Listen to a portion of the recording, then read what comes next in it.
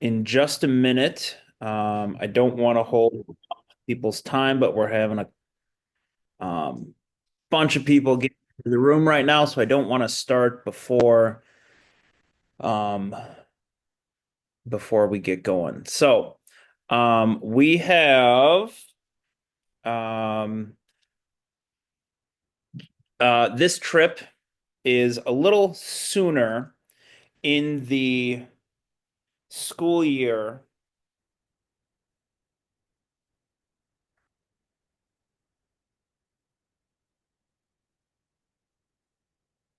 This meeting is happening a little sooner in the school year than we traditionally have it. Usually, we would have this meeting in spring, around April or early May.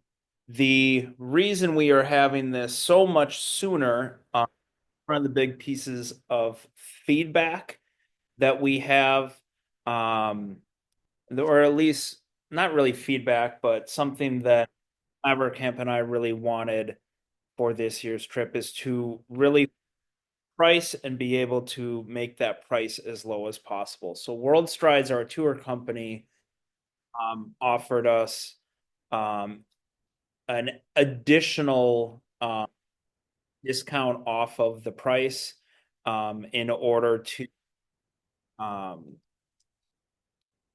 make the trip more families. So that is why if you had older siblings or older kids that have gone on the trip, we traditionally did the meeting in April or May, and we really wanted to keep the cost down. So this is one of the by getting um, our registration happening before the end of this school year. This I see this as somewhat of a benefit, and I also see a drawback in this. The benefit being there are many more months to spread out the payments for the trip, and we will talk about that. Um, an additional, well, a drawback may be it may be more difficult 18 months out versus the traditional 13 months out. So we're doing this, 4 or 5 months earlier with the hopes that um, by people are willing to sign up a year and a half in advance in order to get a couple $100 off. So we see this as um, we see it, wow, this is really coming really soon. We're not even through second quarter of seventh grade, and we're already talking about the summer after eighth grade. But yes, it requires a lot of planning, and I'm happy that we are able to do it earlier so that we can get the trip um, to keep it under a certain dollar amount that we desire. So, um, please, right now, put your child's um, name and your email. World Strides wants to know who is on this meeting so that if you register, they can match you up with being at this meeting, and there's additional incentive for you to do so.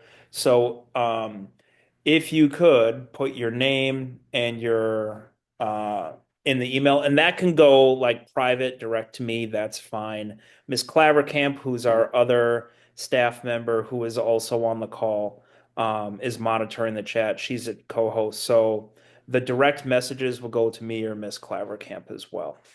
Um, the trip itself will go from June 12th through the 15th of 2026. We are done with school on Tuesday, the 9th of 2026, when your kids are done being eighth graders. And then this trip leaves on Friday, right after school ends, and goes until Monday. So Friday, um, I can't even see it anymore. The 12th, is it the 12th? Yeah, the 12th through the 16th. 12, 13, 14. Oh, 12 through 15. I'm getting my years confused. So, please put your name, your email in the chat so that World Strides can match it up with the rest of your registrations. Okay, who am I? I'm Andy Malone. I'm a seventh grade social studies teacher at the middle school. I also coach a lot. Um, and along with Miss Clavercamp, we have a lot of years attending this trip. And we are the two tour directors that guide our students and help facilitate the process of registration and room selection and bus selection. We'll talk all about that in a little bit. But Ms. Clavercamp and I are the main contacts for this. It is not the school. This is not a field trip. This is kind of a school adjacent trip. And so oftentimes our administrations um, will get calls or emails and they just forward them to me or Miss Clavercamp. So we are the ones who are in charge of the trip. Principals, deans, other staff have no input on it. So what is it? 4 days, 3 nights in Washington, D.C. Um, this is a very nationwide traditional age appropriate trip for kids to go on. I know at the high school, some of our social studies colleagues put on trips to Europe and other locations overseas. This Washington D.C. trip nationwide tends to be two grades.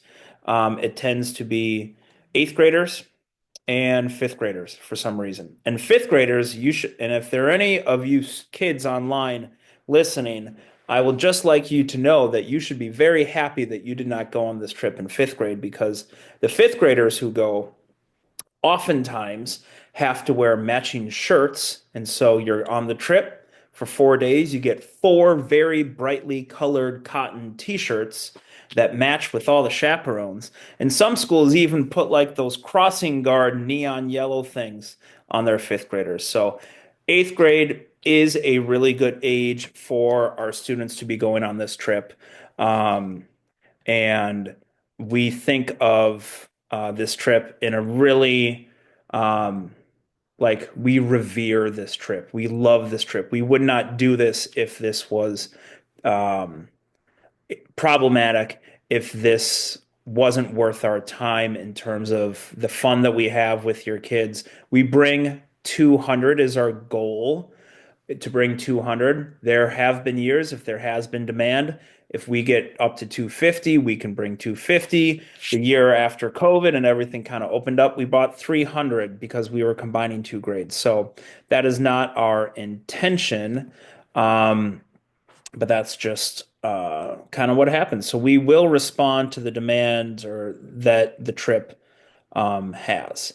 Let me try to get rid of that little. Okay, someone else got rid of it. That was good. That wasn't me. Okay. Um, where do we go? We stop at the White House. We do not go in the White House. The White House tends to be a very extensive background check. Social security numbers need to be submitted, so we need to collect those. We don't like doing that. The trip itself inside the White House is an old room with old furniture, with old names of an old doctrine that was signed that the kids don't know about. Is it cool to say that we've been inside the White House? Yes, I've only done it once, and it was very underwhelming with a group this size. So we will stop and take pictures outside the White House. We will go to the Jefferson Memorial. We will go to the Washington Monument. We will go to the Lincoln Memorial, the World War II Memorial. We will stop at each of these once, but they will see them all throughout the trip. It is by the end of the trip, those 4 days, these kids can point these things out. They can tell directions from one to another. They're really keen in learning the touristy parts of the city. We will see Martin Luther King Jr. Memorial, FDR Memorial, the Marine Memorial, Iwo Jima, Vietnam Memorial, Korean War Memorial, So we try not to overload memorials. It's not like we have a Memorial Day and then we have a Museum Day. We try to spread them out throughout the trip so that we don't have statue fatigue or memorial fatigue or fatigue for any sort of the traditional things that we go see.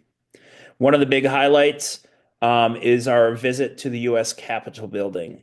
We traditionally, and this has happened every year that we've gone, we've met with our U.S. House of Representatives member. Um, the upper left picture is Eric Paulson, who was our U.S. House of Representatives member for many years, whose four daughters all went through Eden Prairie schools and came on the trip. And um, Eric Paulson was very wonderful with us, spent a ton of time with us answering questions, and in election years got us ice cream. So that was smart move on his part. Dean Phillips has been our most recent U.S. House of Representatives member. He has been wonderful. It was really interesting meeting with him last year in the midst of his presidential run. Really